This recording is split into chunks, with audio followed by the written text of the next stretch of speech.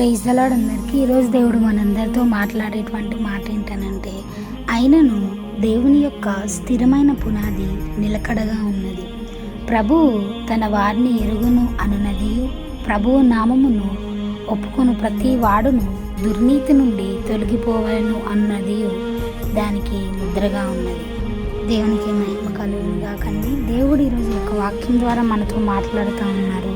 ఒక కొత్త విషయాన్ని మనకి నేర్పించాలని ఆశపడుతున్నారు. ఒకసారి మనం ఆలోచిస్తే చూడండి, ఇక్కడ దేవుని యొక్క పునాది నిలకడగా ఉన్నదంట.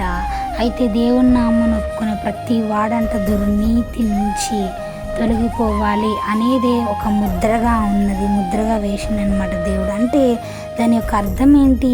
దేవుడు నామమును ఒప్పుకునే వాళ్ళు పాపము నుండి, దుర్నీతి నుండి, అంటే చెడు వాటి నుండి తొలగిపోవాలి. అది ఫిక్స్గా దేవుడు మనకి ఇచ్చినటువంటి ఒక గొప్ప వరంగా మనం భావించాలండి. అయితే దుర్నీతి నుండి తొలగిపోవాలి అని అంటే మొదటగా మనము ప్రభు నామమున ప్రతి ఒక్క పాపమును ఒప్పుకుంటూ దేవుని మహిమార్థమే మనం జీవిస్తే ఖచ్చితంగా దేవుడు దుర్నీతి నుండి తొలగిపోవాలనే ముద్ర వేయడానికి సిద్ధంగా ఉన్నాడు. కాబట్టి నిజముగా దేవుని మహిమార్థమై క్రైస్తవులముగా పిలువబడే మనము దేవుని కొరకై జీవిద్దాం, దేవుని మహిమార్థమై జీవిద్దాం. ఇట్టి వాక్యము దేవుడు దీవించునుగాక. ఇట్టి వాక్యము దేవుడు మనందరి జీవితంలో ఫలింపచేయునుగాక.